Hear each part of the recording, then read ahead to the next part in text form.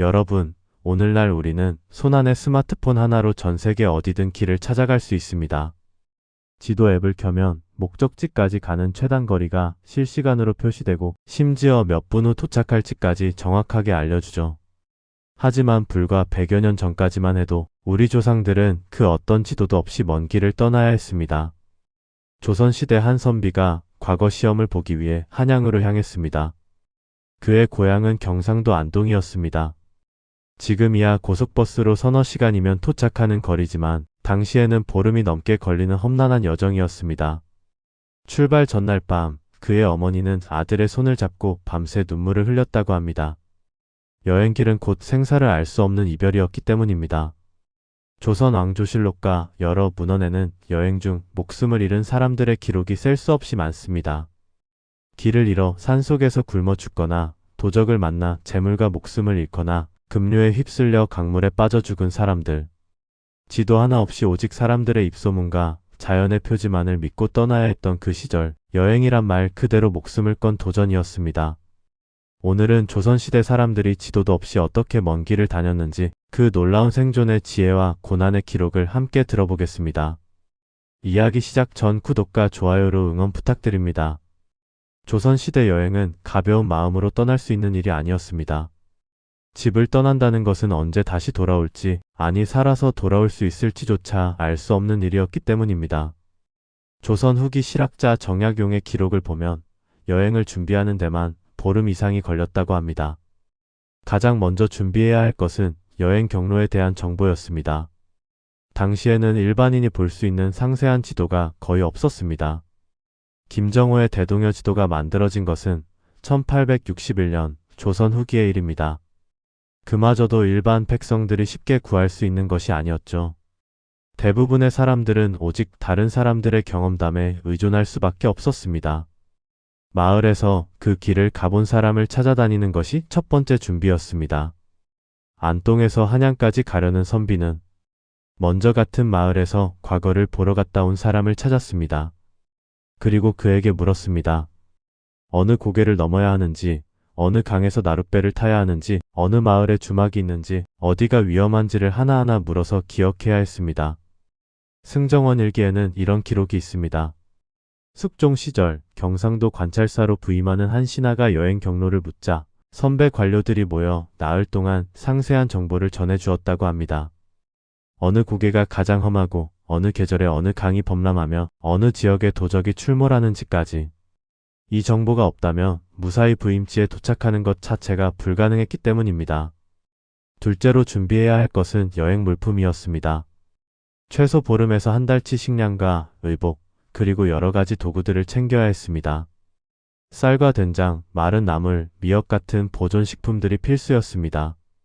길에서 식량을 구하기 어려운 경우가 많았고 주막이 있다 해도 먹을 만한 것이 없는 경우가 대부분이었기 때문입니다. 의복도 중요했습니다. 산을 넘고 강을 건너다 보면 옷이 찢어지고 젖는 일이 다반사였습니다. 여벌 옷과 집신, 삿갓, 도롱이가 필수품이었습니다. 특히 집신은 여러 켤레를 준비해야 했는데 하루에 100리를 걸으면 집신 한 켤레가 다 닳아버렸기 때문입니다. 여행자들은 호신용 칼과 등불, 푸싯돌도 반드시 챙겼습니다. 산속에서 맹수를 만날 수 있었고 밤길을 가야 할 때도 있었으며 추운 밤 불을 피워야 생존할 수 있었기 때문입니다. 조선 왕조실록에는 여행 중 호랑이에게 물려 죽은 사람들의 기록이 수없이 나옵니다. 밤에는 절대 혼자 길을 가지 말라는 것이 불문율이었습니다. 셋째로 동행자를 구하는 것도 중요한 준비였습니다. 혼자 여행하는 것은 매우 위험했습니다. 길을 잃었을 때, 병이 났을 때, 도적을 만났을 때 혼자서는 살아남기 어려웠기 때문입니다. 그래서 같은 목적지로 가는 사람들을 찾아 무리를 지어 떠났습니다. 최소 서너 명, 많게는 수십 명이 함께 움직였습니다. 출발 전날 밤에는 가족들이 모여 제사를 지냈습니다. 조상님께 무사히 다녀올 수 있도록 비는 의식이었습니다. 아버지는 아들에게 길에서 지켜야 할 것들을 일러주었습니다. 모르는 사람을 쉽게 믿지 말 것, 밤에는 반드시 문을 잠그고 잘 것, 강을 건널 때는 신중할 것, 산길에서는 절대 혼자 떨어지지 말 것. 어머니는 아들의 옷 속에 부적을 꿰매 넣었습니다. 무사히 돌아오기를 바라는 간절한 마음을 담아서요. 아침 해가 뜨면 가족들은 마을 어귀까지 따라 나와 떠나는 사람을 배웅했습니다. 어쩌면 마지막이 될지도 모를 이별이었습니다. 이렇게 철저한 준비를 마치고서야 조선시대 사람들은 비로소 여행길에 오를 수 있었습니다. 앞으로 펼쳐질 미지의 길을 향해 오직 용기와 정보만을 믿고 한 걸음씩 나아가야 했습니다. 지도가 없던 시대, 조선 사람들은 어떻게 길을 찾았을까요? 그들에게는 자연이 곧 지도였습니다. 해와 달과 별, 산의 모양, 강의 흐름, 나무의 종류까지 모든 것이 길을 알려주는 표지판이었습니다. 가장 기본적인 방법은 해의 위치를 보는 것이었습니다. 아침에는 해가 뜨는 동쪽을 향해, 저녁에는 해가 지는 서쪽을 보며 방향을 가늠했습니다. 한양이 북쪽에 있다면 남쪽 지방에서 출발한 사람들은 해를 등지고 걸었습니다. 정오가 되면 그림자의 방향을 보고 다시 방향을 확인했습니다. 밤에는 북극성이 가장 확실한 길잡이였습니다. 북극성은 항상 북쪽 하늘에 고정되어 있기 때문에 이것만 알면 방향을 잃지 않을 수 있었습니다. 조선의 선비들은 어려서부터 별자리를 공부했는데 이는 단순히 학문을 위한 것이 아니라 생존을 위한 필수 지식이었습니다. 산의 모양도 중요한 표지였습니다. 각 지역마다 특징적인 산이 있었고 사람들은 그 산을 보고 자신의 위치를 가늠했습니다. 예를 들어 지리산이 보이면 경상도와 전라도 경계 지역이라는 것을 알 수 있었고 한라산이 보이면 제주도라는 것을 확인할 수 있었습니다. 강의 흐름도 길잡이였습니다. 조선의 큰 강들은 대부분 서해로 흘러갔기 때문에 강물의 흐름을 따라가면 서쪽으로 가는 길을 찾을 수 있었습니다. 반대로 강물을 거슬러 올라가면 내륙 깊숙이 들어갈 수 있었죠. 한강의 경우 강을 따라 올라가면 결국 한양에 도착할 수 있었습니다. 하지만 자연만으로는 부족했습니다. 사람들은 길목마다 인공적인 표지를 남겼습니다. 가장 대표적인 것이 장승과 솥대였습니다. 마을 입구에 세워진 장승은 단순한 수호신이 아니라 이정표 역할도 했습니다.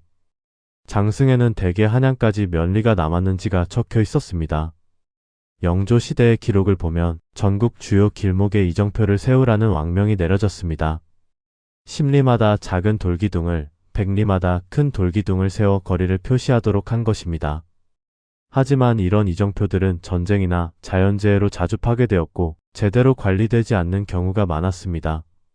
주요 고갯길에는 돌무더기가 있었습니다. 지나가는 사람들이 무사히 고개를 넘었다는 감사의 표시로 돌을 하나씩 올려놓은 것입니다. 이 돌무더기가 크면 클수록 많은 사람이 지나간 주요 길이라는 뜻이었습니다. 여행자들은 이 돌무더기를 보고 안심했습니다. 이 길이 맞다는 확신을 얻을 수 있었기 때문입니다. 나무에 새긴 표시도 있었습니다. 길을 잃기 쉬운 산길에서는 사람들이 나무 껍질을 벗기거나 표시를 새겨 놓았습니다. 후에 오는 사람들을 위한 배려였습니다. 이런 표시들이 없었다면 울창한 숲속에서 길을 찾는 것은 거의 불가능했을 것입니다. 마을 사람들에게 직접 묻는 것도 중요한 방법이었습니다. 낯선 마을에 도착하면 반드시 마을 어귀에서 길을 물었습니다. 어느 방향으로 가야 하는지, 얼마나 걸리는지, 중간에 쉴 만한 곳이 있는지를 물었습니다. 마을 사람들은 대체로 친절하게 길을 알려주었습니다. 서로가 서로에게 의지해야 하는 시대였기 때문입니다. 하지만 때로는 잘못된 정보를 주는 사람도 있었습니다. 일부러 거짓말을 해서 여행자를 위험한 곳으로 유인하는 경우도 있었습니다. 그래서 한 사람의 말만 믿지 않고 여러 사람에게 같은 질문을 해서 정보를 교차 확인하는 것이 중요했습니다. 길을 찾는 또 다른 방법은 다른 여행자들을 따라가는 것이었습니다. 같은 방향으로 가는 사람들을 발견하면 그들과 합류했습니다. 특히 짐을 많이 싣고 가는 상인 무리를 발견하면 그들을 따라가는 것이 안전했습니다. 상인들은 길을 잘 알고 있었고 무리가 크면 도적의 습격도 피할 수 있었기 때문입니다. 이렇게 조선 사람들은 자연의 신호와 사람들이 남긴 표시 그리고 서로의 도움을 통해 길을 찾아갔습니다. 오늘날의 GPS처럼 정확하지는 않았지만 수백 년 동안 축적된 지혜였습니다. 그 지혜 덕분에 수많은 사람들이 먼 길을 무사히 다녀올 수 있었습니다. 하루 종일 걷다 보면 해가 집니다. 조선시대 여행에서 가장 두려운 순간은 바로 해가 지는 시간이었습니다. 밤이 되면 길을 찾을 수 없을 뿐더러 온갖 위험이 도사리고 있었기 때문입니다. 그래서 해가 지기 전에 반드시 잠잘 곳을 확보해야 했습니다. 조선시대에는 여행자를 위한 숙박시설이 몇 가지 있었습니다. 가장 공식적인 것은 원이었습니다. 원은 국가에서 운영하는 숙박시설로 주로 공무를 수행하는 관리들을 위한 곳이었습니다. 30리나 50리마다 하나씩 설치되어 있었고 무료로 묵을 수 있었습니다. 하지만 원을 이용할 수 있는 사람은 제한되어 있었습니다. 관직에 있는 사람이나 공무로 여행하는 사람만 이용할 수 있었고 일반 백성들은 사용할 수 없었습니다. 원에는 원주라는 관리가 있어서 여행자의 신분을 확인하고 숙박을 허가했습니다. 신분을 증명할 수 있는 문서가 없으면 문전박대를 당하기 일쑤였습니다. 승정원 일기를 보면 원의 운영이 제대로 되지 않아 불편을 겪는 관리들의 기록이 많습니다. 원주가 자리를 비워 문이 잠겨 있거나 시설이 너무 낡아서 비가 새거나 식사 제공이 형편없어서 불만을 토로하는 내용들입니다. 국가 시설임에도 불구하고 관리가 소홀했던 것입니다. 일반 백성들이 주로 이용한 것은 주막이었습니다. 주막은 민간인이 운영하는 간이 여관이자 식당이었습니다. 주요 길목마다 주막이 있었는데 규모는 천차만별이었습니다. 큰 주막은 수십 명을 동시에 수용할 수 있었지만 작은 주막은 겨우 대여섯 명만 머물 수 있었습니다. 주막의 하룻밤 비용은 대략 쌀 한 대 정도였습니다. 당시 물가로 보면 상당히 비싼 편이었습니다. 게다가 식사는 별도 비용이었습니다. 주막 주인이 제공하는 식사는 대개 조잡했습니다. 찹국밥에 된장찌개, 김치 정도가 전부였고 때로는 상한 음식이 나오기도 했습니다. 주막의 위생 상태는 매우 열악했습니다. 좁은 방에 여러 사람이 뒤섞여 자야 했고 이불이나 자리는 제대로 빨지 않아 냄새가 심했습니다. 벼룩과 빈대가 들끓었고 밤새 잠을 이루지 못하는 경우가 많았습니다. 그래도 노숙하는 것보다는 나았기 때문에 여행자들은 참을 수밖에 없었습니다. 더 큰 문제는 안전이었습니다. 주막에서 강도를 당하는 일이 빈번했습니다. 주막 주인이 여행자의 재물을 노리고 도적과 짜고 습격하는 경우도 있었습니다. 밤중에 자는 사이 짐을 훔쳐가거나 심지어 살해당하는 일도 있었습니다. 조선 왕조실록에는 주막에서 발생한 강도 살인 사건이 수없이 기록되어 있습니다. 그래서 주막에 묵을 때는 각별히 조심해야 했습니다.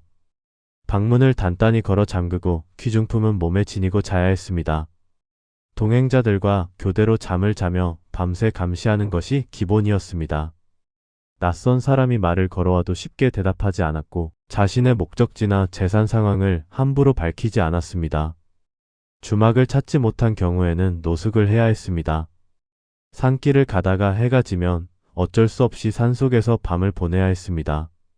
이것은 매우 위험한 일이었습니다. 추위와 비바람도 문제였지만 무엇보다 맹수의 습격이 두려웠습니다. 산속에서 밤을 보낼 때는 반드시 불을 피워야 했습니다. 불은 추위를 막아줄 뿐만 아니라 짐승들을 쫓아주었습니다. 여행자들은 큰 나무 밑이나 바위 그늘에 자리를 잡고 밤새 불을 지폈습니다. 혼자서는 이것이 불가능했기 때문에 여럿이 교대로 불을 지키며 밤을 새웠습니다. 한겨울에 산속에서 밤을 보낸 사람 중에는 얼어 죽는 경우도 많았습니다. 조선 왕조실록에는 겨울철 여행 중 동사한 사람들의 기록이 자주 등장합니다. 특히 급하게 여행해야 하는 사신이나 급보를 전하는 관리들이 겨울 산길에서 목숨을 잃는 일이 많았습니다. 절이나 사찰에서 하룻밤 묵는 것도 하나의 방법이었습니다. 절은 대개 산속 깊은 곳에 있었지만 여행자들을 받아주는 전통이 있었습니다. 스님들은 여행자에게 따뜻한 차와 간단한 식사를 제공했고 깨끗한 방에서 쉴 수 있도록 해주었습니다. 물론 시주를 내는 것이 예의였습니다. 양반 계층의 경우 각 고을에 있는 동문이나 친척, 아는 사람의 집에서 묵는 것이 일반적이었습니다. 조선시대에는 과객을 극진히 대접하는 문화가 있었습니다. 비록 낯선 사람이라도 소개장 한 장만 있으면 기꺼이 숙식을 제공했습니다. 이것을 유숙이라고 불렀습니다. 하지만 이런 유숙 문화도 점차 사라져갔습니다. 조선 후기로 갈수록 사회가 혼란해지면서 낯선 사람을 경계하는 풍조가 생겨났기 때문입니다. 여행자를 가장한 도적이나 사기꾼이 늘어나면서 사람들은 문을 쉽게 열어주지 않게 되었습니다. 결국 조선시대의 하룻밤은 여행 중 가장 긴장되고 불안한 시간이었습니다. 편히 쉴 수 있는 곳을 찾는 것 자체가 하나의 도전이었고, 설령 잠자리를 찾았다 해도 안전을 장담할 수 없었습니다. 여행자들은 밤이 빨리 지나가기를 기도하며 다음날 다시 길을 떠날 수 있기를 간절히 바랐습니다. 조선시대 여행에서 가장 두려운 것은 무엇이었을까요? 길을 잃는 것도 병에 걸리는 것도 두려웠지만 가장 직접적인 위협은 바로 도적과 맹수였습니다. 조선 왕조실록을 보면 도적 피해 기록이 끊이지 않습니다. 특히 산간 지역의 외진 길목에는 도적대가 출몰했습니다. 그들은 여행자를 습격해 재물을 빼앗고 때로는 목숨까지 앗아갔습니다. 저항하면 죽이고 순순히 재물을 내놓으면 목숨만은 살려주는 것이 그들의 방식이었습니다. 도적들은 주로 험한 고갯길이나 숲이 우거진 지역에 숨어 있다가 여행자를 기습했습니다. 혼자 가거나 소수로 이동하는 여행자들이 주요 표적이었습니다. 특히 재물을 많이 가지고 있을 것으로 보이는 상인들이나 급한 일로 빨리 가려고 경우 없이 움직이는 관리들이 자주 당했습니다. 영조 시대의 기록을 보면 경상도 어느 고갯길에서 도적대가 과거 보러 가던 선비 일행을 습격한 사건이 있습니다. 선비 한 명이 저항하다가 칼에 찔려 죽었고 나머지는 모든 재물을 빼앗긴 채 겨우 목숨만 건졌습니다. 이들은 한양에 도착할 돈이 없어 결국 고향으로 돌아갈 수밖에 없었습니다. 도적을 피하는 방법은 몇 가지가 있었습니다. 첫째, 무리를 지어 다니는 것이었습니다. 도적들도 여러 명이 함께 움직이는 무리는 쉽게 공격하지 못했습니다. 둘째, 낮에만 이동하는 것이었습니다. 밤길은 도적의 습격을 당할 확률이 훨씬 높았기 때문에 해가 지기 전에 반드시 안전한 곳에 도착해야 했습니다. 셋째, 재물을 드러내지 않는 것이었습니다. 피단 옷을 입거나 귀한 물건을 보이면 도적의 표적이 되기 쉬웠습니다. 그래서 여행할 때는 일부러 남루한 옷을 입고 재물을 옷 속 깊숙이 숨겼습니다. 일부 여행자들은 재물을 여러 곳에 나눠 숨겨서 도적을 만나더라도 일부만 빼앗기고 나머지는 지킬 수 있도록 했습니다. 도적만큼이나 두려운 것이 맹수였습니다. 조선시대에는 호랑이와 표범, 곰, 늑대 같은 맹수가 산속 곳곳에 살고 있었습니다. 특히 호랑이는 가장 큰 공포의 대상이었습니다. 조선 왕조실록에는 호랑이에게 물려 죽은 사람들의 기록이 수없이 많습니다. 영조 시대에는 한 해에 호랑이에게 물려 죽는 사람이 수백 명에 이르렀다는 기록도 있습니다. 특히 겨울철 먹이가 부족한 시기에는 호랑이가 민가 근처까지 내려와 사람을 해쳤습니다. 산길을 가던 여행자들이 호랑이를 만나면 살아남기가 매우 어려웠습니다. 호랑이를 피하는 방법도 몇 가지 전해졌습니다. 첫째, 혼자 다니지 말고 반드시 무리를 지어 큰 소리로 떠들며 가는 것이었습니다. 호랑이는 여러 명이 시끄럽게 움직이면 공격하지 않는 경향이 있었기 때문입니다. 둘째, 밤에는 절대 산길을 가지 않는 것이었습니다. 호랑이는 주로 밤에 활동했기 때문에 밤길은 곧 죽음을 의미했습니다. 셋째, 호랑이를 만나면 절대 뒤를 보이고 도망가지 말라는 것이었습니다. 도망가면 본능적으로 쫓아오기 때문에 천천히 뒷걸음질 치며 물러나야 한다고 했습니다. 하지만 이런 방법들도 완벽하지는 않았습니다. 배고픈 호랑이는 어떤 상황에서도 사람을 공격했기 때문입니다. 자연재해도 큰 위협이었습니다. 여름철 장마 때는 강물이 범람해서 나룻배를 탈 수 없었고 산길은 산사태로 막히기 일쑤였습니다. 급류에 휩쓸려 익사하는 사람도 많았습니다. 승정원 일기를 보면 장마철에 강을 건너다 익사한 사람들의 기록이 매년 등장합니다. 한 기록을 보면 한강을 건너던 나룻배가 급류에 휩쓸려 전복되어 20명이 넘는 사람이 물에 빠져 죽었다고 합니다. 당시에는 구명 장비도 없었고 수영을 할 줄 아는 사람도 드물었기 때문에 물에 빠지면 살아남기가 거의 불가능했습니다. 겨울철에는 추위가 가장 큰 적이었습니다. 눈보라가 치는 산길에서 길을 잃으면 얼어 죽을 수밖에 없었습니다. 조선 왕조실록에는 겨울 산길에서 동사한 여행자들의 기록이 수없이 나옵니다. 특히 급한 공무로 겨울 산길을 가야 했던 관리들 중에 목숨을 잃는 사람이 많았습니다. 질병도 큰 위협이었습니다. 여행 중에 병에 걸리면 제대로 치료받을 수 없었습니다. 특히 전염병이 돌 때는 더욱 위험했습니다. 조선 후기에 유행했던 콜레라나 장티푸스 같은 전염병은 여행자들을 통해 전국으로 퍼졌습니다. 병든 사람을 돌봐줄 가족도 없이 낯선 땅에서 홀로 죽어가는 여행자들도 많았습니다. 이처럼 조선시대 여행은 수많은 위험으로 가득했습니다. 도적, 맹수, 자연재해, 질병. 어느 것 하나 방심할 수 없었습니다. 그래서 여행을 떠난다는 것은 곧 생사를 넘나드는 모험이었습니다. 무사히 목적지에 도착하고 다시 집으로 돌아온다는 것, 그것은 기적과도 같은 일이었습니다. 조선시대에는 목적에 따라 여행의 성격이 크게 달랐습니다. 그 중에서도 가장 극명하게 대비되는 세 가지 여행이 있습니다.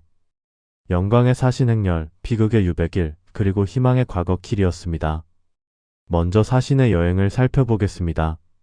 조선은 명나라와 청나라에 정기적으로 사신을 보냈습니다. 이를 연행사라고 불렀습니다. 연행사는 한양에서 출발해 의주를 거쳐 압록강을 건너 북경까지 가는 긴 여정이었습니다. 왕복 6개월이 걸리는 대장정이었습니다. 사신 일행은 적게는 수십 명, 많게는 수백 명에 이르렀습니다. 정사, 부사, 서장관 등 주요 사신부터 시작해서 수행원, 역관, 군사, 진군까지 엄청난 규모였습니다. 이들이 지나가는 곳마다 각 고을에서는 숙식을 제공하고 길을 정비해야 했습니다. 사신의 여행은 국가의 명예가 걸린 일이었기 때문에 모든 것이 철저하게 준비되었습니다. 미리 경로를 정해놓고 각 구간마다 숙소를 지정했습니다. 길이 험하면 미리 보수하고 다리가 없으면 임시로 다리를 놓았습니다. 음식도 풍성하게 준비되었고 밤에는 안전하게 경비가 섰습니다. 하지만 사신의 길도 결코 편하지만은 않았습니다. 승정원 일기를 보면 사신 일행이 겪는 고난에 대한 기록이 많습니다. 한겨울 압록강을 건널 때 얼음이 깨져 물에 빠지거나 여름 장마 때 지늘길에 말이 빠져 며칠씩 발이 묶이는 일도 있었습니다. 북경까지 가는 동안 병으로 죽는 사람도 있었습니다.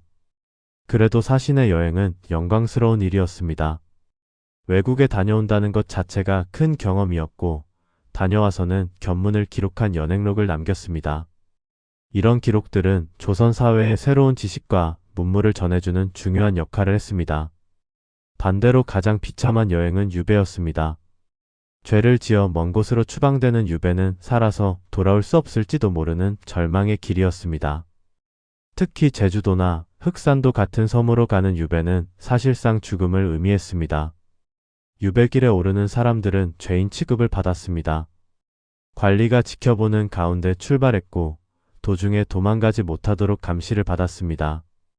숙소도 제대로 제공되지 않았고 식사도 형편없었습니다. 사람들은 죄인을 피했고 도움을 주지 않았습니다. 조선 후기 실학자 정약용은 전라도 강진으로 유배를 갔습니다. 한양에서 강진까지 가는 길은 보통 사람에게도 힘든 여정이었는데 죄인의 몸으로 가는 길은 더욱 고통스러웠습니다. 정약용은 유배지로 가면서 남긴 기록에서 자신을 대하는 사람들의 차가운 도중에 겪은 모욕을 상세히 적었습니다. 유배지에 도착해서도 고난은 끝나지 않았습니다. 낯선 땅에서 생계를 스스로 해결해야 했고 언제 풀려날지 기약도 없었습니다. 많은 유배인들이 유배지에서 병들어 죽거나 고향으로 돌아가지 못하고 그곳에서 생을 마감했습니다. 유배는 단순한 여행이 아니라 인생 자체가 끝나는 것을 의미했습니다. 한편 희망을 품고 떠나는 여행도 있었습니다. 바로 과거를 보러 가는 길이었습니다. 조선시대 선비들에게 과거는 인생을 바꿀 수 있는 유일한 기회였습니다. 과거에 합격하면 관직에 나아갈 수 있었고 가문을 일으킬 수 있었습니다. 전국 각지에서 수많은 선비들이 과거를 보러 한양으로 향했습니다. 어떤 선비는 경상도 안동에서, 어떤 선비는 전라도 나주에서, 어떤 선비는 함경도 북쪽 끝에서 출발했습니다. 멀리서 오는 선비들은 한 달 이상 걸렸습니다. 과거 길을 떠나는 선비들의 마음은 복잡했습니다. 희망과 불안이 섞여 있었습니다. 합격하면 영광이지만 실패하면 허비한 시간과 돈만 남았습니다. 게다가 여행 자체가 위험했기 때문에 과거 시험장에 도착하지 못하고 중도의 목숨을 잃는 선비들도 있었습니다. 조선 왕조실록에는 이런 기록이 있습니다. 어느 해 겨울 함경도에서 과거를 보러 온 선비 한 명이 한양에 도착하기 직전 동사했다고 합니다. 2달 넘게 걸어왔으나 마지막 고개를 넘다가 눈보라를 만나 얼어 죽고만 것입니다. 그의 품속에서는 공부했던 책과 어머니가 써준 편지가 발견되었다고 합니다. 과거에 합격하고 돌아가는 길은 영광의 길이었습니다. 고향에 도착하면 온 마을이 나와 환영했고 잔치가 벌어졌습니다. 하지만 낙방한 선비의 귀향길은 비참했습니다. 부끄러움과 실망감으로 어떤 선비는 몰래 밤에 집에 돌아왔고 어떤 선비는 아예 집으로 돌아가지 못하고 떠돌기도 했습니다. 이처럼 조선시대의 여행은 단순히 장소를 이동하는 것이 아니었습니다. 그것은 인생의 중요한 전환점이었고 때로는 영광이었으며 때로는 비극이었습니다. 같은 길이라도 누가 무슨 목적으로 가느냐에 따라 전혀 다른 의미를 가졌습니다. 드디어 목적지가 보입니다. 멀리 한양의 성곽이 눈에 들어오는 순간 여행자는 눈물을 흘렸습니다. 보름 넘게 걸어온 험난한 여정이 끝나는 순간이었습니다. 길을 잃을 뻔했던 순간, 도적을 만날 뻔했던 순간, 산속에서 밤을 새운 무서운 기억들. 모든 것을 견디고 마침내 도착한 것입니다. 하지만 도착이 곧 끝을 의미하지는 않았습니다. 조선시대 여행자들에게는 언제나 돌아가야 할 집이 있었습니다. 과거를 보러 온 선비는 시험이 끝나면 다시 집으로 돌아가야 했고 공무를 마친 관리도 한양으로 복귀해야 했습니다. 상인들은 물건을 팔고 다시 고향으로 돌아가 가족을 만나야 했습니다. 귀향길은 때때로 갈 때보다 더 힘들었습니다. 긴 여행으로 체력이 바닥났고 돈도 떨어졌습니다. 병에 걸린 사람들도 많았습니다. 그래도 집으로 돌아가야 한다는 일념으로 다시 길을 떠났습니다. 가족들이 기다리고 있었고 익숙한 고향이 그들을 부르고 있었습니다. 무사히 집에 도착한 사람들은 하늘에 감사했습니다. 먼저 조상께 고유제를 지냈습니다. 무사히 다녀왔다는 보고였습니다. 가족들은 여행자를 맞이하며 기뻐했고 마을 사람들도 축하해 주었습니다. 살아서 돌아온 것 자체가 축복이었기 때문입니다. 여행을 다녀온 사람들은 경험담을 이야기했습니다. 어떤 길이 험했는지, 어디에 좋은 주막이 있었는지, 어느 지역 사람들이 친절했는지, 이런 정보들은 다음 여행자들에게 소중한 지침이 되었습니다. 구전으로 전해지는 이 정보들이 곧 조선시대의 여행 가이드였습니다. 일부 양반들은 여행 경험을 기록으로 남겼습니다. 이를 기행문이라고 합니다. 김정호는 전국을 직접 돌아다니며 지리 정보를 수집했고 그것을 바탕으로 대동여 지도를 만들었습니다. 정약용은 유배지로 가면서 본 풍경과 사람들을 상세히 기록했습니다. 이런 기록들은 단순한 여행기가 아니었습니다. 그 속에는 조선의 지리와 풍속, 사람들의 삶이 생생하게 담겨 있었습니다. 후대 사람들은 이 기록을 통해 당시의 모습을 이해할 수 있었고 선조들의 지혜를 배울 수 있었습니다. 조선시대 사람들에게 여행은 단순한 이동 이상의 의미를 가졌습니다. 그것은 견디는 것이었고 배우는 것이었으며 성장하는 것이었습니다.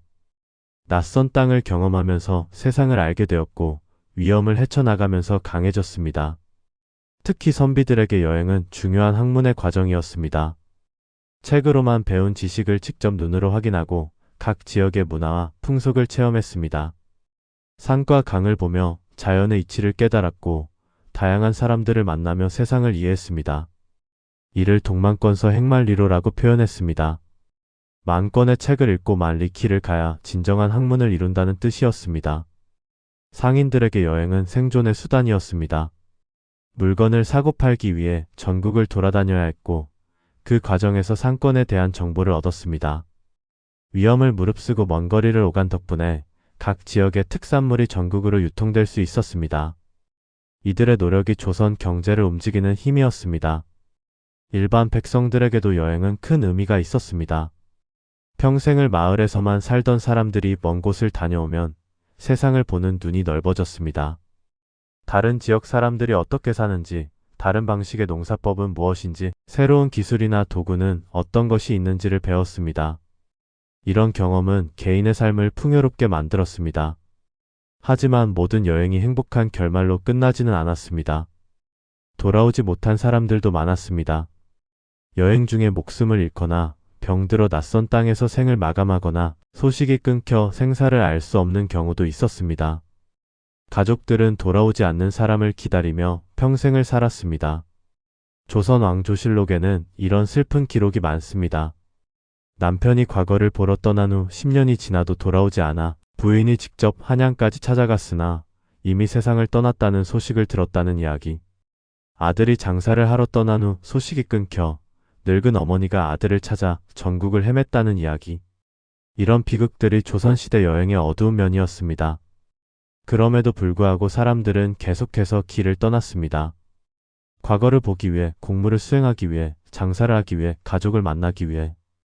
위험을 알면서도 떠나야 했습니다. 그것이 삶이었고, 그것이 조선시대를 살아가는 방식이었습니다. 오늘날 우리는 지도 앱 하나로 전 세계 어디든 쉽게 찾아갈 수 있습니다. 비행기를 타면 몇 시간 만에 지구 반대편에 도착할 수 있죠. 너무나 당연하게 여기는 이 편리함이 불과 100여 년 전까지만 해도 상상조차 할 수 없는 일이었습니다. 조선시대 사람들은 지도도 없이 오직 해와 별과 사람들의 입소문만을 믿고 먼 길을 떠났습니다. 목숨을 걸고 산을 넘고 강을 건넜습니다.